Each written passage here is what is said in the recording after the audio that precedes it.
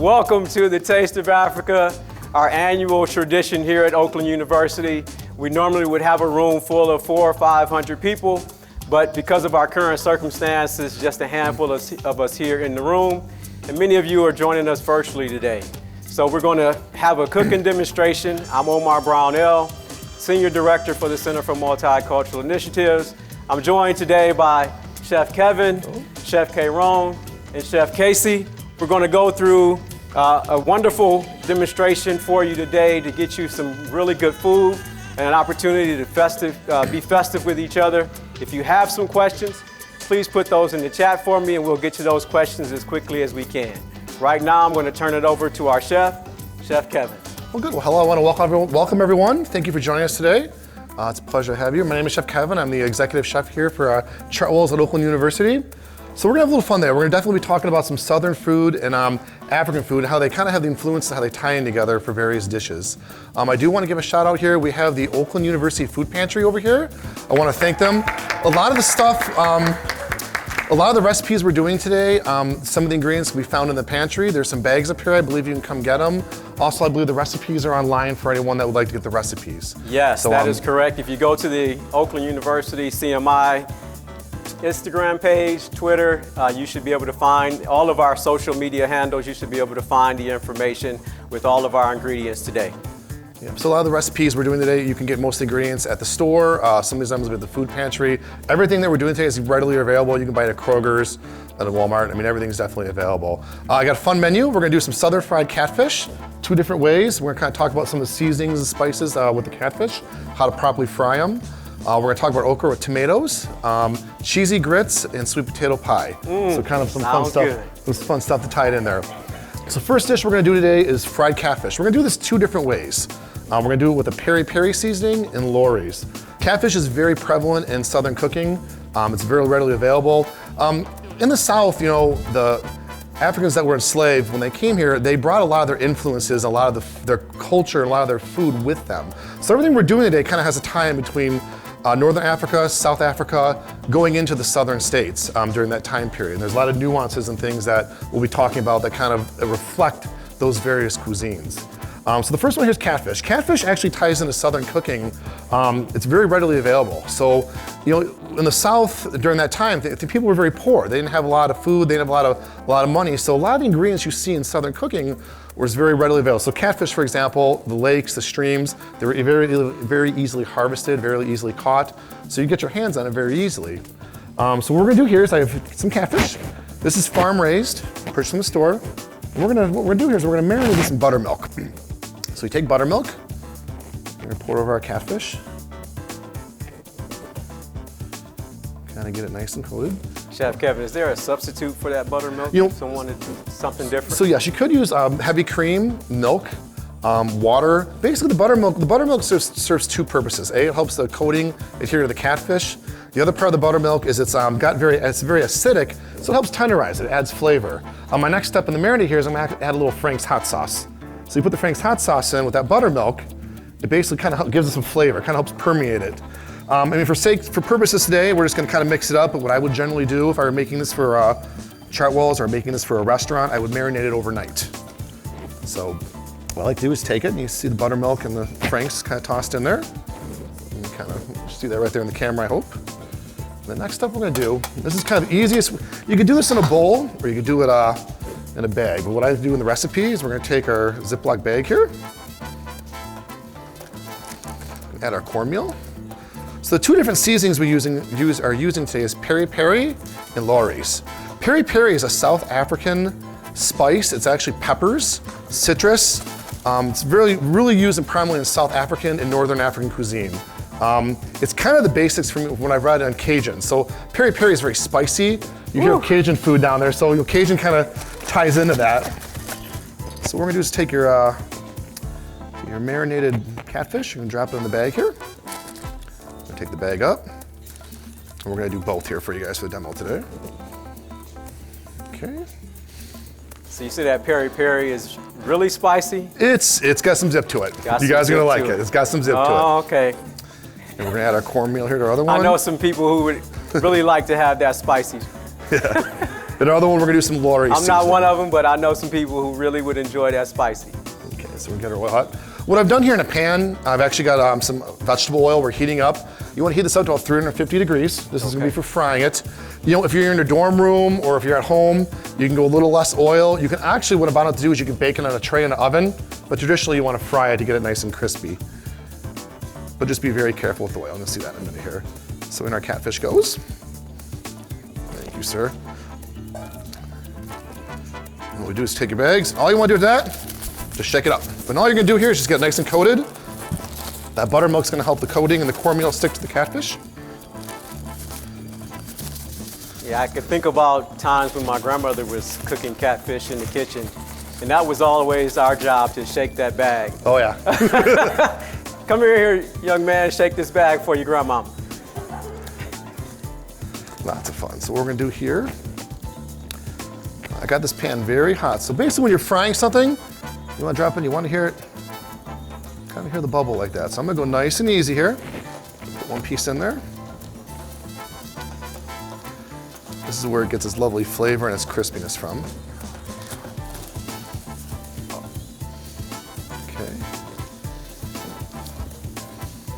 Okay. What I'm doing right now is called pan frying. There's different ways of frying food. Pan frying, you generally want to put about 1.5 inches to 2 inches of oil in the pan, and you just want enough to lightly coat the fish. If you're doing this at home or in your dorms, you can get what's called a Fry Daddy. Oh, I see it now. Those are really well used for home use. They control the temperature. Chef Kevin, for those first-time fryers, what do they do to not get that grease all over themselves? Okay, first we'll be very careful. You want a nice level surface, a nice pan that fits your burner. Be sure nothing will tilt over on you. Okay. Always keep the handle off to the side, so when you're working, you don't knock the handle off. I've seen people do that. Yes. The best way I would do it is get a meat thermometer.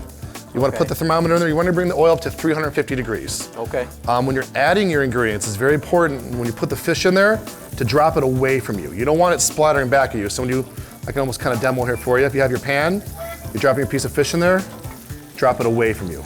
So the grease splatters towards the other way. Okay. And just be very careful. That's the biggest thing with oil. Just go easy, take your time. You can see how this is kind of frying up right here. Everything's getting nice and crispy. You know, this is a very popular dish in the South. Everyone loves fried catfish. I've ran it on menus throughout my career in various operations. You know, with fresh lemon, tartar sauce, you can't go wrong. It's definitely a very common dish. All right, so y'all heard that out there. Drop that fish the other way. Don't drop it towards you. So what we're gonna do is you wanna fry this. Basically, you know it's done. You see how it's like a golden brown. You wanna get it really crispy. Don't be afraid to get it, you know, a good color on it. You can see how that batter stuck to that nice. That's what the buttermilk does. It kind of makes the coating adhere to it. Just gonna flip it over. So what we're gonna do is, the trick is too, to be careful when you're done with this. You wanna be sure, when you take it out, have a pan with some towels or a napkin in there. And what this does, this is gonna soak up the extra oil and let it drain. So we're gonna set those right in there. So that's about 5 minutes in there? Yeah, I would say 3 to 4 minutes each side. So when you take them out, the trick is too, when you go to season them, that's when you want to season them again with your seasoning salt. So we have the Lori's right here. All you do is just lightly take it, sprinkle it over there. And we're gonna use our peri-peri.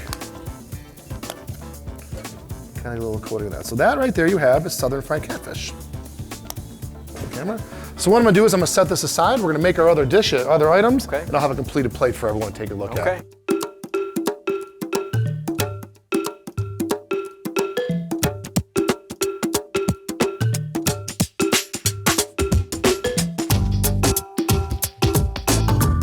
Our next dish we're gonna be preparing is gonna be okra with stewed tomatoes. Okra is one of those ingredients that actually is not native to America. It came from actually Ethiopia. It kind of worked its way out through South Africa and Northern Africa, and also came over with the Africans that were enslaved. It's definitely a prevalent ingredient in the South. The version we're using right here, you can buy it for this recipe frozen or canned. We have canned okra today. That's actually down the food pantry downstairs. So shout out to the food pantry. So what we're gonna do is we're gonna get a pan on medium heat. If you're in your dorm, kind of get it down. You want to get it kind of hot, not too hot. I'll show you what I mean by that. We're going to add some olive oil. This is a very simple dish to prepare. Garlic. You guys are gonna love how this room is gonna be smelling in a minute. It does smell Onion. good in here. I see people kind of drooling a little Then bit. add some spice to it, a little cayenne pepper. And what we're gonna do is we're gonna lightly saute this and kind of sweat it. And all this is doing right now is, you can smell that cayenne, woo! You want some spice, you got it. Woo. So lightly sweating the cayenne with the onions. I feel like I'm getting pepper sprayed here. That's a good thing though. We're gonna add our okra. Some diced green pepper. Our diced tomatoes. And our stewed tomatoes. The stewed tomatoes and the diced tomatoes are available in the kit. All we're gonna do right here is basically take these ingredients, kind of fold them together, get everything kind of nice and happy here in the pan. I can actually breathe now. You see how easy this is to make. This is a really classic dish, very prevalent in Southern cooking. Okra, you know, like we were talking earlier, you can fry okra, you can stew it. It goes great in soups. It's definitely a fun ingredient to work with. Yeah, that does smell extremely Smell good. Yeah. So what I'm gonna do here is take that. We're basically gonna put this on kind of low heat, and we're just gonna simmer it. You're just gonna basically simmer it till all gets happy. We're gonna take some salt and pepper and kind of taste it. Oh, sorry, salt and pepper, kind of season it up. Okay. Did you tell us what kind of okra that was already? This is canned okra. Canned okra? It's canned okra. So you Okay. can use frozen okra, Frozen? and you can use fresh for that matter. Okay. So what I like to do, and get this going through here, kind of mix it all together, we're just gonna give it a taste. The one thing I preach to all my chefs, all my culinarians when I'm teaching classes is always taste your food. I cannot stress that enough with the group, people online, always try what you're cooking. So you know if it needs more salt, more pepper. That's really good. And it's definitely spicy. Woo! Okay. So I'm not gonna try that. It's got some all zip. of that spice in it, but it does smell good. I would probably Wow. go without the spice, but it does smell really It's good. got some zip. So can everyone see kind of we're making that? That's a very simple dish. All I'm gonna do right now is put this on low heat and we're gonna let it simmer for about 5 minutes. Okay. Turn it off and it's ready to serve. Okay. Could you serve that as just a standalone all by itself, You right? definitely could. You could serve this over rice. You could serve this over the grits by itself. Okay. This could be a standalone dish by itself, no problems.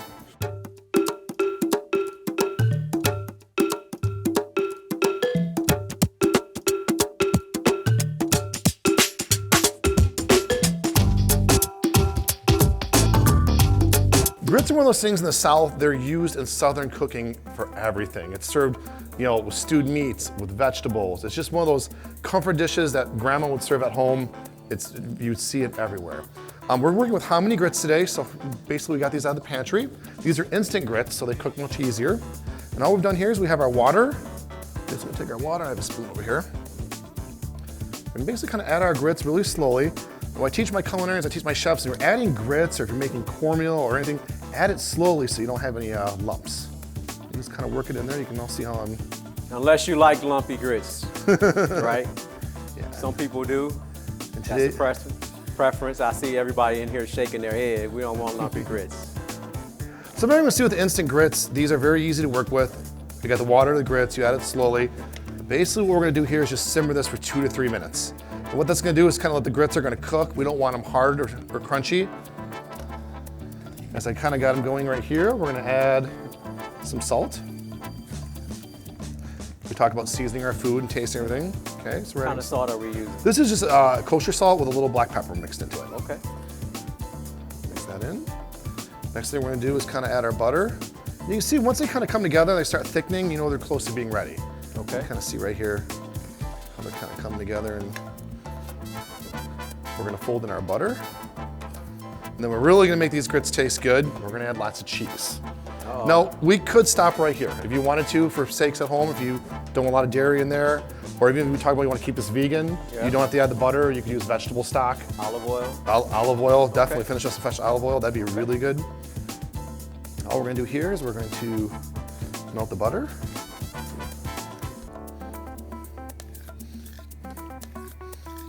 What kind of cheese are we using today, We are Chef? using Parmesan cheese and we're using grated cheddar cheese for today. And listen, you could substitute different cheese. You could put a smoked Gouda in here, would go really good, a Havarti cheese.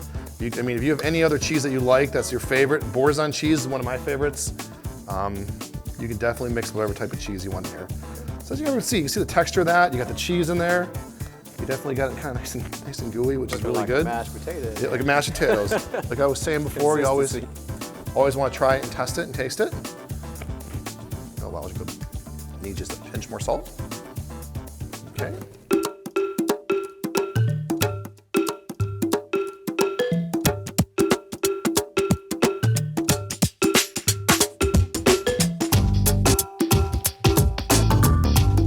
We'll do a final plate for everyone here. Kind of show you what this would look like assembled.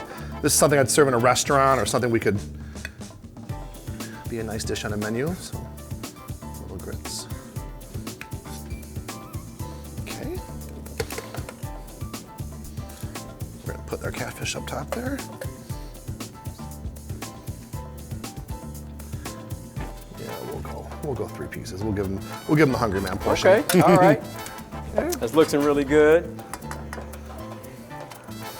Okay, and we'll go a little of the grits. I like to put the grits kind of on top of the, the okra on top of the cornmeal there to kind of let it sit in, kind of get some of that flavor. And then what I'm doing right here is I got some fresh just diced green onions for garnish to make it look pretty. But there you have it. Fried catfish with cheesy grits, stewed okra and tomato. Wonderful, So, wonderful. Nice looking plate of food. Yes. Okay. For that main entree, let's give our chef a round of applause. That looks excellent. I'll take that butter right now. Thank you, sir. Now, what kind of dessert are we looking at? So we're making sweet potato pie for dessert today. Sweet potato is another one of those ingredients that's very prevalent in the South. It grows well in tropical climates and warmer climates. So we're gonna make a sweet potato pie. It's kind of a lot of menus down there. For today's purpose, we're using canned sweet potatoes from the food pantry. You can use gotcha. Thank you, Ray. Shouting out the food pantry again, yes? This is truthfully a very, very easy dessert to make at home. This is one of the easiest things we can make that I've done. It's not hard. I bought the pie crust. The recipe calls for a pre-made pie crust. It's made by Kielberg, graham cracker. You can make your own. There's recipes available to make your own pie crust. Okay. You can use grandma's pie crust too, like a buttermilk crust or a pre-made crust. There's a lot of options on that aspect. But all we're gonna do for this pie is just basically take our canned sweet potatoes. Let's do this with this one here. So these are sweet potatoes out of the can. Basically all I've done is taken these and I put them in a bowl and just mashed them until they're very smooth. All I've done here is we're gonna take our canned sweet potato, our melted butter, okay? We're gonna take our nutmeg, our vanilla, our lemon juice. Just put it all in a bowl. We have our sugar. We have our heavy cream.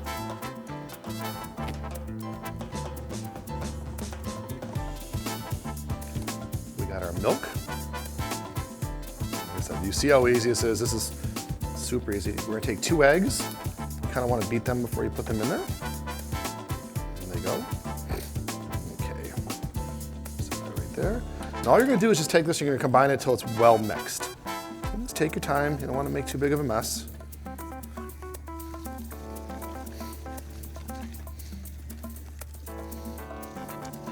So for some of the dairy substitutes, what would you recommend? On this one, you probably have to go with like an almond milk. Something similar, like an almond milk, or like a dairy-free substitute for milk. Okay. It would work. I've done it with almond milk. Okay. And you probably, truthfully, just omit the butter, or go with like a vegan butter if you want to do that. The butter just kind of gives it a silky texture, so you can probably omit the butter if you want to make this for a vegan. Okay. So we're gonna see that's very easy. All you do is whisk it together. All you're gonna do is just pour it right in the shell. And it goes.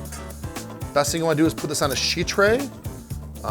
What I would do is sheet tray it, slide it in the oven, 375, I made the one yesterday, 375 for 55, 60 minutes. I'm gonna show you right here, it's the power of television here, the power of thing. We have one finished. All you see is basically you want it kind of golden brown on the top. You're basically just gonna kind of cook it till it's done. What you do is, I don't have one up here, you run a knife or a toothpick. When you pull it out and it comes clean, you're good to go. Definitely say 50 to 55 minutes. 50 to 55 minutes? Yep. Okay, 375? 375, yep. 375, all right, But looks great. very easy to do. Definitely a great Southern dessert, very classic. This is something I make at home for Thanksgiving, holiday times. Can't go wrong.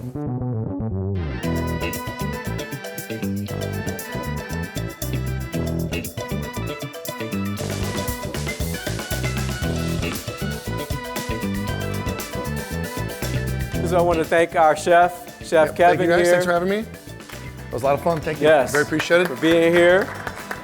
Any questions? I'm down usually in the Chartwells kitchen. If you ever need anything, please feel free to reach out. Drop me a line, email me. I'd be more than happy to help anyone out with any ideas or questions. All right. Thank you so much. And thank you all for joining us here today for our Taste of Africa cooking demonstration where we had catfish, sweet potato pie, grits, and okra. Okra with stewed tomatoes. And with stewed tomatoes. And so hopefully next year you'll be back with us in person where we can have our normal festivities with all of the food and entertainment. But we're happy that you joined us today and we wish you a wonderful weekend. Thank you again for joining us. We'll see you soon.